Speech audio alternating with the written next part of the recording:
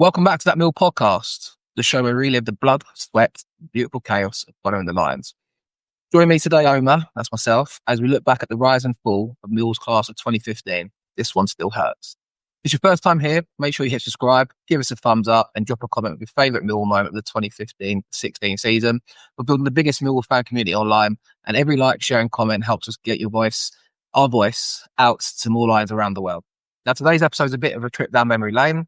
Rewind into the 2015-16 season, a season that saw us bounce back from relegation heartbreak to near promotion at Wembley with a 3-1 defeat at Barnsley. Usher in Neil Harris under a new era and unearthed a batch of young talent that we still talk about now, in some quarters anyway. The class of 2015, as I like to call it. It's our own version of the class of 92 for Manchester United. It was the start of something. We didn't get the fairy tale ending, but this was the foundation, the grit, the character and the passion that laid down the path to the future promotion. So whether you were at Wembley, watching from the telly, or just see Mill play with pride, this one's for you. Let's get stuck into it, guys. As I mentioned, be sure to like the video, subscribe if you're new. I'm going to bore you to death about the 2015-16 season. Language you don't usually hear on television. Millwall in London's Dockland. No one likes us, but we don't care. We're That Millwall Podcast. Loud every Friday night right here. Legends like Jimmy and Abdul take a share in the kitchen of two. Super Neil Harris a fucking legend too. Through the good times and the strife, we support the Lions all our life. This ain't no place for fan TV. This is fucking Millwall through and through. Located on our very own John Pedersen way. Let them all come, let them have their say. Millwall till we die.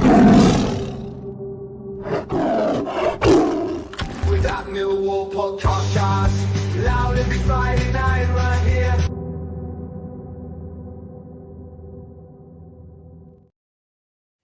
So let's set the scene. The 2014-15 season ended in relegation, the Clowney and Holloway gone, and the club in transition. And up steps Neil Harris, Mill legend, record goal scorer, my favourite. Let's get that one out there. Handed the job full-time in April 2015. Obviously had it on caretaker basis. I remember trips to Brentford where we were 2-0 up and we far away and draw 2-2. I remember the last game of the season, Jamie Philpott came off the bench and scored in a 4-2 defeat. Yeah, I mean, it was a season of all ups and downs, the 2015-16 season. A season that saw Mill play 59 competitive league games. Well, competitive games in all competitions, should I say. I actually saw Mill play that season. Not that it's a claim to fame. It's actually probably a bit sad, really. But I saw Mill play 63 times in the 2015-16 season. So I think we have 4 pre-season games. Trip to Wimbledon. I've actually got it in front of me here. Trip to Bromley. We drew 2-2. John Marquis scored a penalty that day. For some reason, that's set in the memory. I think we 1-0 up that day. We also had a game at Stevenage, which we won 1-0. And then we played CD Tondela at the end, losing 3-2. Before we set up to the open day in the season, a trip to Shrewsbury Town, fresh off signing Steve Morison. So, bit of a blast of the past from you. It just wasn't a change in manager, though. It was a cultural reset. 15 players were released, gone with the likes of Danny Shittu, Alan Dunn, Martin Wolford, and the like. And in came Jordan Archer, Joe Martin, Tony Craig, returned to the den, and up front, as mentioned already, Steve Morison returned. We also saw a bit of a lone arrival, Shay Ferguson. Mahlon Romeo also joined the club, albeit in under 23's capacity initially, and also the arrival of Carlos Edwards, who obviously was on loan previously and managed to convert into a permanent signing. I think, when I think back to that summer and I see the likes of the players that released, I've got it all in front of me here. Nicky Bailey was also a departure. I think the season prior under Holloway, I think we had 42 players play a league game for us or something crazy like that. I'm reading through here, Richard Chaplow, Ricardo Fuller, the guy Gay, Justin Hoyt. Obviously, Danny Shittu already mentioned, departed as well. It was a real kind of transition. It was a change. It was a new era. And I've mentioned, obviously, about the class of 2015. I put it tongue-in-cheek, a bit kind of open and ambiguous there. But it was a real kind of transitional stage for the club, really. And obviously, relegation is not nice. It's not great on the CV to have. And Harris took the job on a caretaker initially, got the job full-time. It was a real kind of intrigue, I felt like, as a Millwall fan at the time, of thinking, what could we potentially do this season? And you look through the squad that we had that season and the players that we had available, and we did attract some good loan sides throughout the season. George Saville arrived, I think, on loan from Wolverhampton Wanderers. Jeb Wallace also joined in 2016 on loan from Wolves. and also Chris Taylor towards the end of the season. But you look through that squad, and I mentioned already the class of 2015. I'm talking the likes of Sid Nelson, Ben Thompson, also the likes of Alfie Pavey. I mean, I'm clutching at straws by calling it the class of 2015. Don't get me wrong. But it was a real intrigue about how things might shape up for us. We had the likes of Jimmy Abdou still at the club. I think we also had the likes of Aidan O'Brien kind of coming through. He went on to play 51 games that season, if I'm not mistaken. So the statistics, it was a real kind of weird kind of unknown going into it. Obviously, Sean Williams joined a couple of seasons before, so did Ed Upson. These were Holloway signings that actually done all right with, and Lee Gregory. But yeah, I mean, the start of the season itself, as mentioned, we travelled to Shrewsbury. We won 2-1, I believe, if I'm not mistaken. I'm actually going to get up in front of me. We did. Goals from Steve Morison and Lee Gregory after going 1-0 down. What do I remember about that day? I think Gregory scored a penalty that day, didn't he? And I think there's a video online when we score and the stands collapse at the front as such. And I remember it being a hot summer's day. Obviously, we've seen us in pre-season, didn't know what to expect from the Millwall side. And to be fair, Morison joined, I think, on the Friday just before the season started. Harris obviously pulled some strength to get his mate in. And Morison and Gregory that season in particular, which I'll talk on a bit later, were both instrumental in that season about us trying to get into the Championship again. I think Gregory, there was a bit of unknown around him. But again, like I said, I'll come back onto that shortly. But we opened the season with a gritty 2-1 win away. Came straight back down to earth with Adam Armstrong scoring twice in a 4-0 home defeat against Coventry City.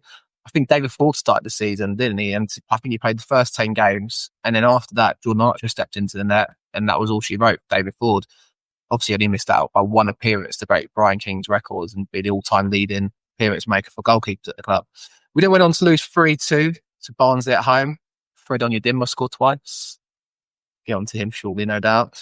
And then we drew 0-0 away at Scunthorpe. Now, Scunthorpe, this is bizarre, it comes to me, but we wore the white kit that day, and I think we lined up in a 3-4-3 formation. And I think we played Fred off the right, and we had the likes of Jack Powell, who was still around, again, coming on to the class of 2015 shortly for you. But obviously, 0-0 at Scunthorpe, it was, again, in August. It was a Saturday, it was a nice summer's day, thankfully, for the trip up there. And we then obviously proceeded to lose 2-0 at home to Chesterfield. So the first 5 games of the season there, we've lost 3, we've drawn 1 and won 1.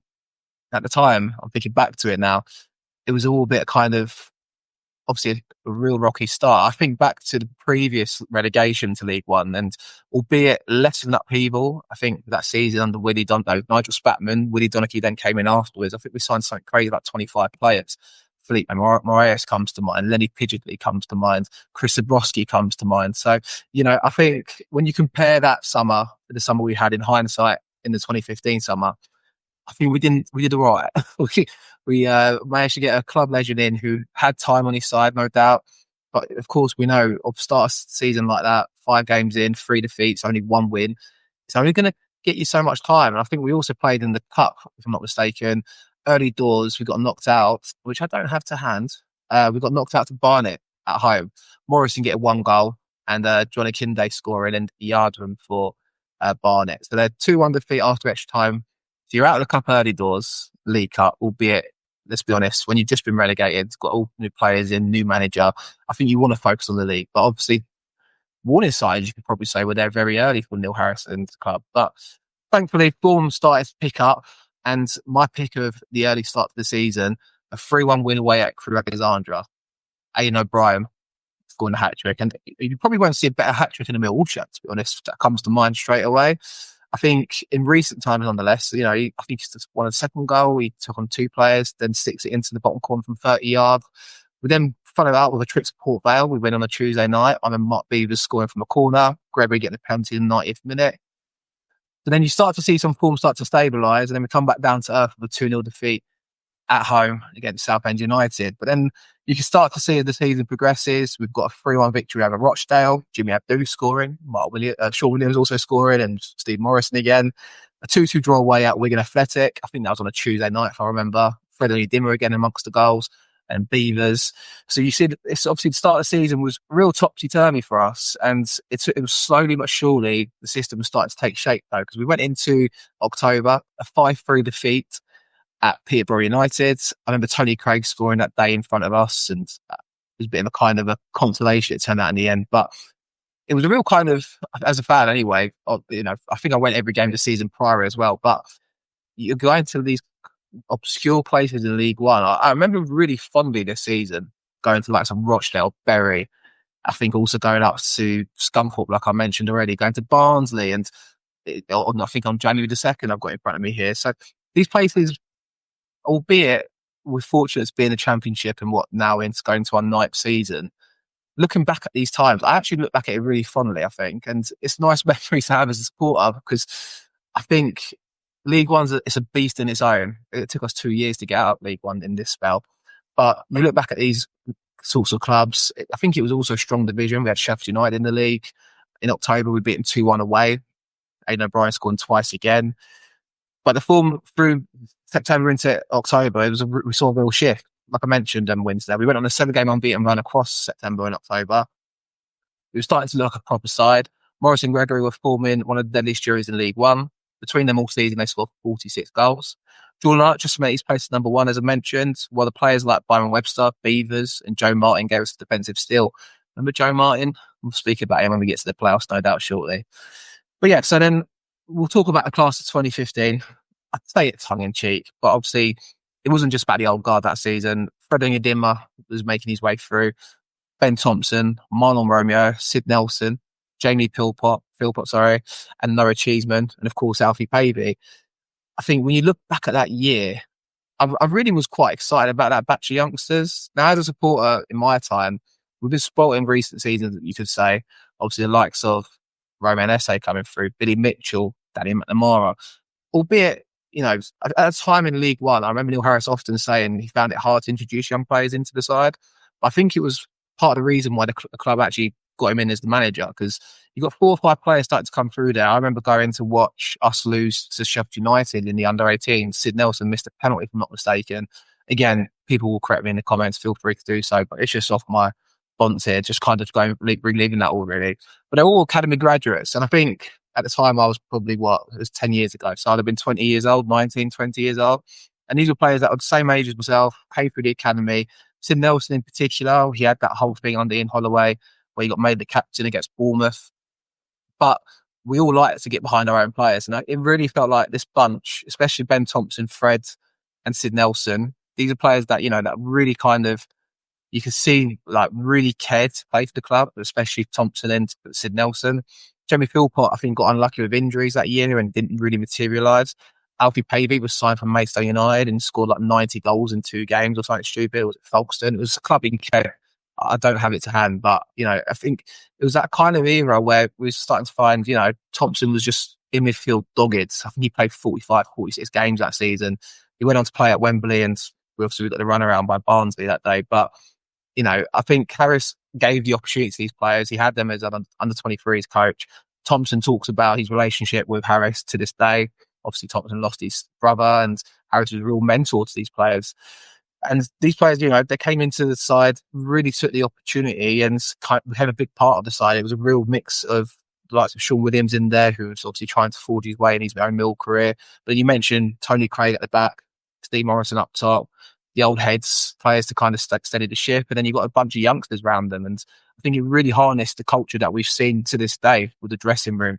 And I think a lot of credit goes to Neil Harris for that, for me personally. But, like I mentioned, Thompson, he was the kind of player that was 5 foot nothing, he felt like at times, threw himself into tackles. He didn't mean to hurt people, but he just went in there to be committed and wore the badge on his heart and kind of, really represented the club.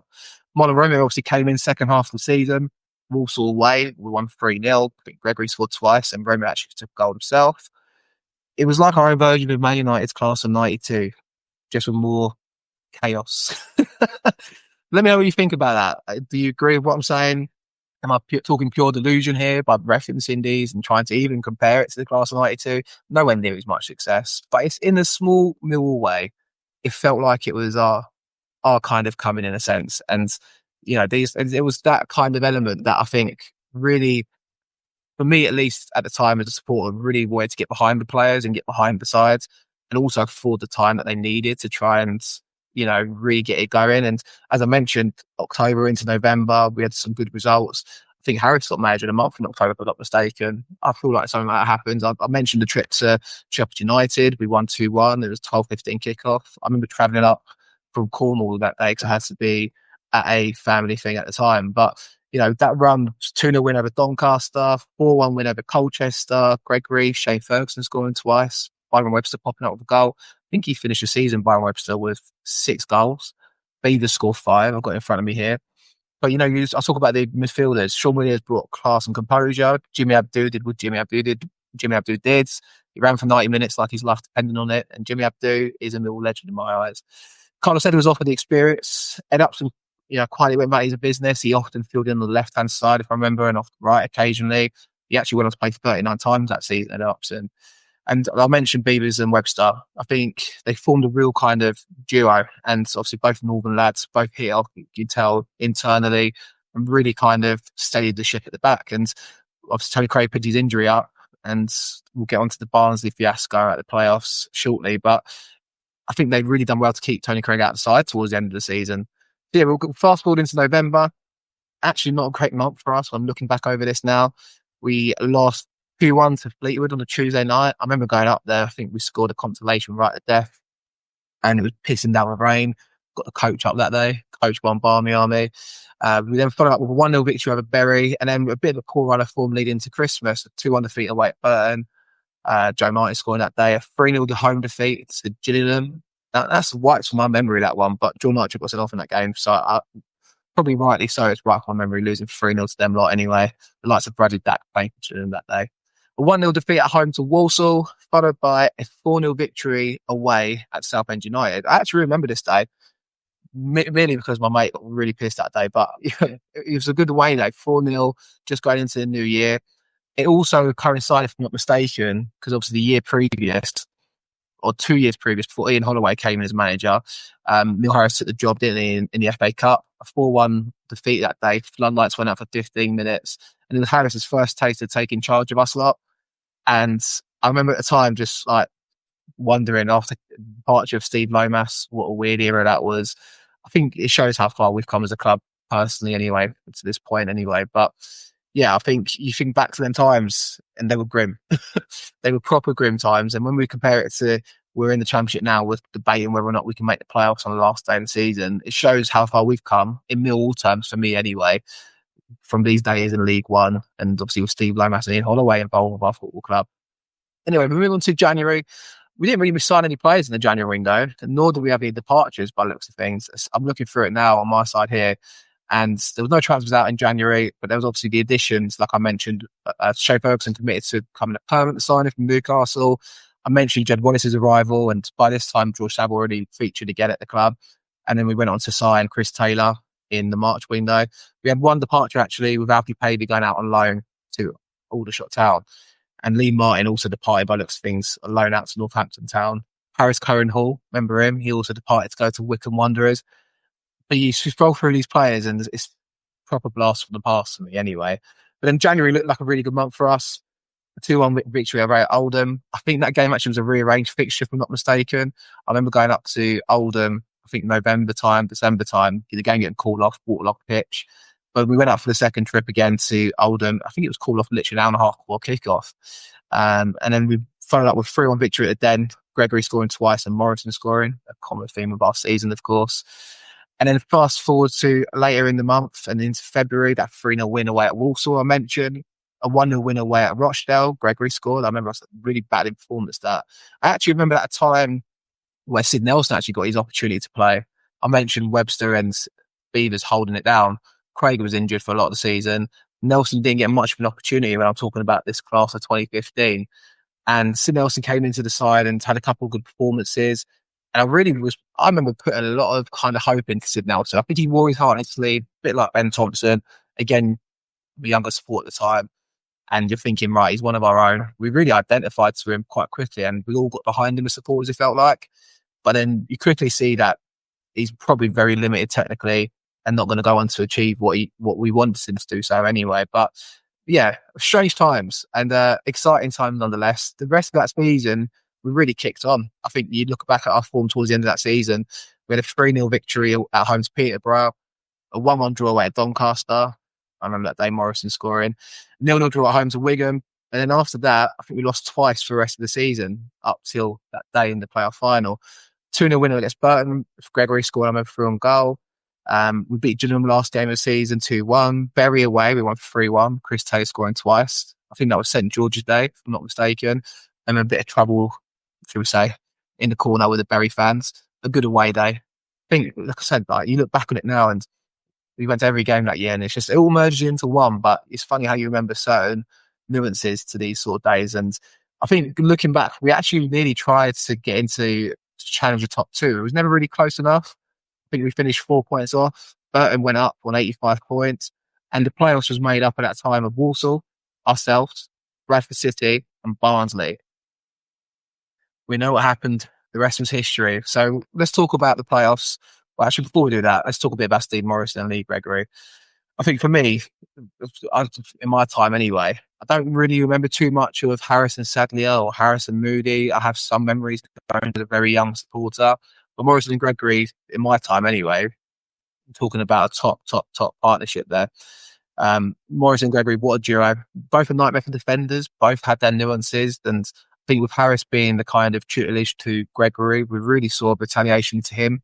It's often easy to forget that championship season under Holloway with Harris taking over. I really wrote Gregory off as a fan at the time. I think he scored 9 goals, but it was a bit, it fluctuated a bit with a hat-trick on the last game of the season or something like that, wasn't it? Or I remember he scored a hat-trick against Derby maybe, last home game. But you look back now and think, what a duo the pair were. Gregory finished the season with 27 goals, Morison with 19. They carried us through them tight games and pressure moments. Gregory was that fox in the box, like I mentioned. And you have Morison as the experienced general. And I think what Harris done really actually was really get behind Gregory. He gave him all the penalties and he was just relentless really with his pressing. All the things we saw from Gregory's transitions into the championship really. But Morison was that bully, centre halves, kind of, pitting off players and really kind of causing that disruption. We saw that throughout and obviously into the playoffs against Bradford City. They weren't just scorers, they complemented each other. Morison dropping deep, Gregory spinning behind, it works. I still say if we both had them both, both firing properly at Wembley that day, I think back to it now and the whole thing about Morison and the armband, which I'll talk about in a minute, things could have and probably should have been different really. So yeah, they gave us unbelievable every time we stepped on the pitch, for sure. And I think just quickly, obviously on the cup that time of year, I think we made it to the second round of the FA Cup. We actually lost at home to Wycombe Wanderers, I've got here, after being filed 3-1 in the first round. Do you remember them games? Not really. Like I said, I was at them games, but you don't remember that. But it was actually the Football League trophy that I want to look back on and talk about, because that was the EFL Cup, or whatever it's called nowadays. It's called the Papa John's at the time, if I remember correctly. We had Peterborough, Northampton, Plymouth, Southend, Oxford in the final in that run-up. I think I remember us beating Peterborough in the first round and obviously thinking it's a nothing game. I think probably 2,000 all fans in attendance. It started to garner interest. I remember going Plymouth away, Gregory scoring 4 times, O'Brien scoring once, a 5-1 win, or 5-3 win, should I say, sorry. And then obviously followed that with a 2-0 victory at Southend on a Tuesday night. I remember it being a bit naughty outside afterwards that game, actually, funny enough. And then the area final, Kamar Roof haunting us, and David Ford's last appearances in the Millwall shirt, if I remember correctly. I remember him playing them games and making a mistake in the home game. And obviously we went to the second leg and we managed to claw it back and get to a 2-1 aggregate result, winning 1-0 on the night. I also remember them making us walk 4 miles after the game as fans, going back to the train station, going onto the A roads and almost on the motorway and stuff. But yeah, again, weird nuances that you remember when you think back to them seasons. But yeah, we went out early in the League Cup to Barnet, lost in round 2 of the FA Cup to Wycombe, but the Johnson's Plate gave us that bit of hope. It could have been 2 Wembley appearances that season if we beat Oxford. Kamar Roof, kind of his early signs of him starting to threaten us as a club. And I remember when he went to Leeds, obviously being a bit of a talisman for them at times and always being a thorn on our sides. But it was that first time I really remember the name Kamar Roof anyway as an opposition supporter. So yeah, what wasn't to be. And that was the end of the cup kind of story there for us that year.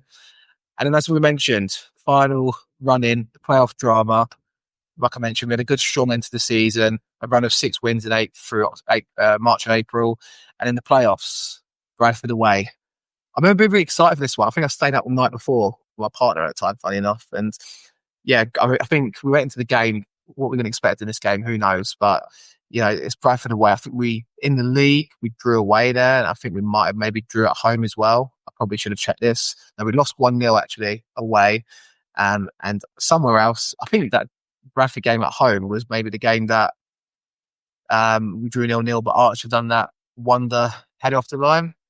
Correct me if I'm wrong. I'm sure people will. But yeah, I've been looking back, obviously thinking, I remember actually being really nervous about this game, especially being away first game. I tend to find in our time sport mill that we at home first. I think about the Scunthorpe the year after. I think back to Leeds. We get a result, like an advantage taken to the away games. I tend to back us to hold on to it. And I think if we went 1-0 down, didn't we, early doors, Joe Martin handled it in the box. Straight away 1-0 down. But thankfully, we bounced back straight away. I think we've ended the half 3-1 up. Gregory scored first, then Morison, and then Joe Martin making up for it. He didn't score a single free kick all season, Joe Martin, but he made it up for his mistake early doors. So then we return back to then a 1-1 draw, seeing us win 4-2 in aggregate. And then we go to that fatal day, that 3-1 defeat at Wembley. Second time seeing us lose, or third time actually, if you include the FA Cup semi-final, where we lose 3-1 to Barnsley. And yeah, I mean, being 2-0 down within 20 minutes, 1-0 down within the second minute, actually Fletcher scoring, Adam Hamill scoring, and I think Beavers got the first back for us, or the only one back for us. But we just huffed and puffed and couldn't make it work. And I mentioned, obviously, the duo that Byron Webster and Mark Beavers were that season. I think Webster pulled up in the warm-up. Obviously, I think he was injured in the playoffs, managed to get through the Bradford game, the second leg. And then, obviously, they kind of banked on him being available 9 days later on the 29th of May. Funny enough, a few days away from when I'm recording this now. But it didn't happen. We lost 3-1. I think the whole story is often spoken about. And obviously, when Morison loses the armbands, the story and context, if anyone's not aware, Morison wore the armband for pretty much 2/3 of the season after Tony Craig's injury. So Craig came back in and was appointed club captain straight away by Neil Harris. Morison comes back in and is the vice captain. Obviously, them two are marshalling the dressing room, keeping on top of things. And Craig's an absentee for most of the season after his injury. Morison, obviously, like I mentioned, is then wearing the armband, and up until 5 minutes before they go out to lead us out on the pitch. And I think at the time, since it's transpired, Morison's son was the mascot that day. And obviously, Harris has got a judgment call to make in that dressing room 5-10 minutes before they go out to go to battle to try and get us promoted. And he decides to reinstate Craig as captain, bring him back into the 11. He has to make a last-minute alteration to the side. And I feel like that really contributed to our downfall that year. I can't help but feel it. Obviously, it's devastating to lose at the playoffs, and it's devastating to kind of go to that point. And obviously, like I mentioned, going to every game and stuff, and as a supporter, it's deflating. You live every kick, you breathe every minute of it, and you love it. But then it makes it all the sweet the year after when we've done it again and obviously beat Bradford. So the joys of supporting our club, and I wouldn't change it for the world. I love it with an absolute passion. So yeah, I think obviously the pain was there to be seen by everyone. We lived through that. We then went on to lose Beavers. It was the last contribution to the Mill shirt. And what could have been, it really was a season that didn't end with any joy. But, it gave us something. It gave us a belief that we were back on the right track after 2 or 3 seasons where Kenny Jackett departed and really kind of uncertainty about our future, really. And Harry's done that. And I think he deserves a lot of credit for then going back the year after and, getting us promoted. And it's a fun way to look back at this. And hopefully I've not bored you guys to death too much. If you're still around here, be sure to let me know what you make of this today. But yeah, so I'm going to give my closing thoughts now. It gave us, a team to get behind. We all brought in as fans, the players gave everything. Neil Harris built a side that represented Millwall, hard-working, fearless, and full of young bloods. The class of 2015, as I mentioned, it wasn't just hype. Fred, Thompson, Romeo, Archer. We're going to talk about Fred Onyedinma get a 3-year contract after this season and transpire to do nothing afterwards. But hey, it's the joys of supporting us, and there's always trials and tribulations of being a Mill supporter, that's for sure. But anyway, nonetheless, if you've enjoyed this one, guys, do us a favour, hit that like button, subscribe if you haven't already, and leave a comment below. What was your moment of the season? Which player stood out most for you that year? Were you at Wembley? Let us know. We read every single comment and always love your interactions. And if you're listening on Apple, Spotify, or Apple Podcasts, make sure to follow us and leave a 5-star review. Help more Millwall fans find us. So yeah, next week, I'm going to be doing a review of the 24-25 season, but I thought I'd throw this one out as a bit of bonus content. Let me know what you think. And I'm going to go get a drink after talking for half hour non-stop. Cheers, guys, and see you again soon. Oh, giddy up and get away. Oh, we're going Millwall and we're going today. Here we go. We're rocking all over the dance.